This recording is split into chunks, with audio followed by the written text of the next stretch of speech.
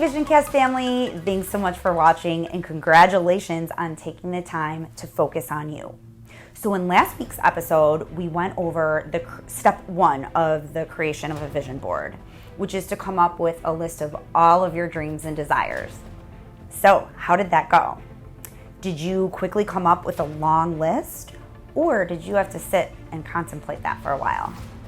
How did you feel when you were done? I know I was pumped and energized when I was done with mine, and from here I'm going to walk you through the remaining steps of creating a vision board. I suggest blocking a good hour of time where you can find pictures that represent the items on your dream list. I think the best way to do this is by doing an internet search and find the images that match up with each of your desires. I found this to be a lot of fun. It's like shopping for free. Look for the images that elicit the most emotion. Now, you don't have to spend a ton of time on this. Just find images that make your heart happy. For example, if you've always wanted to travel to Italy, do you see yourself standing in front of the Colosseum, or maybe strolling along the Amalfi Coast? Or maybe both? Well, print the pictures that make you the most excited. So much so as to where you can see yourself there. In regards to the values, when you do a search, type in quote about and then name the value.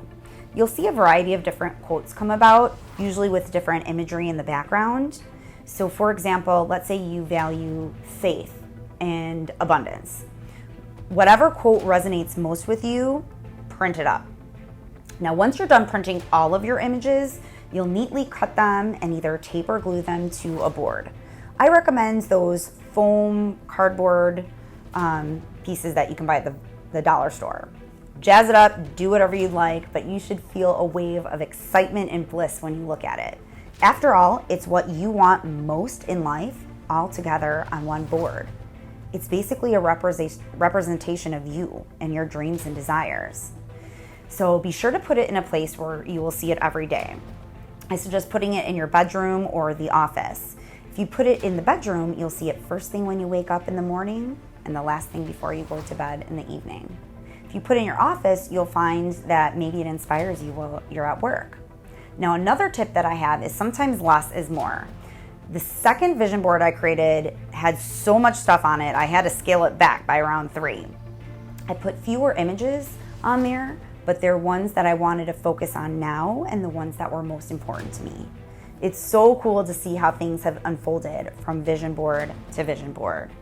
So in last week's episode, I mentioned I'd share a huge manifestation that recently happened. This was actually on my most recent vision board and was tied to one of my huge dreams on a previous vision board. It carried over because I'm so passionate about it and it really means a lot to me. To give you a little background, one of my favorite authors and speakers is Vishen Lakhiani. I highly regard his work and actually recommend a lot of it in the Feed Your Mind segment, which I'll talk about in a later episode. He is also the creator of Mind Valley and A-Fest. Now, A-Fest is an event that gathers extraordinary change makers and visionaries from all over the world. You actually have to apply to attend this event. Well, I recently found out that my application was accepted and I am over the moon excited. I can't wait to learn more and mastermind with entrepreneurs, artists, and innovators from all across the globe. The power of the vision board. I'm also excited to share with you the remaining elements of the vision project in weeks to come, because each component enhances the other. That's how we make things happen.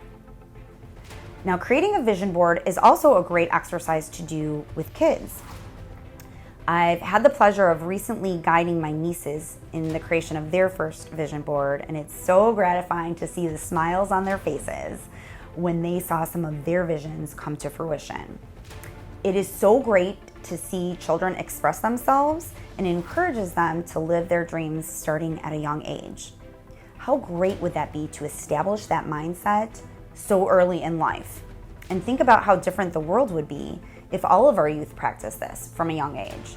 It would lead to more adults figuring out a way to do what they love, and they'd be happier in the process, adding that much more value to the world.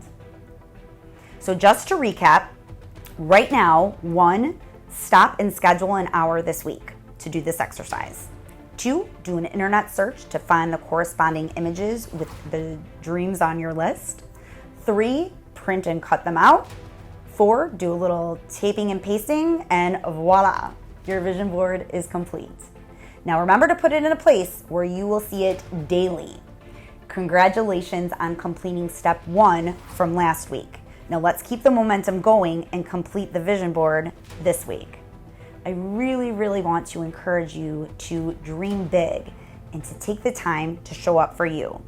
If you take care of yourself first, then you could better show up for everyone else and those you need to show up for. Now, please forward this to those you love so they can join us on this journey. It's so much more fun to go through this together. Please post your vision boards on Facebook. I would love to see your vision. Mine is posted there too if you care to check it out. If you have any questions or comments, please reach out. I would love to hear from you. If you haven't already, please click to subscribe. Next week, we are going to uncover another element of the Vision Project, so be sure to watch. See you next time, and remember, go forward and be awesome.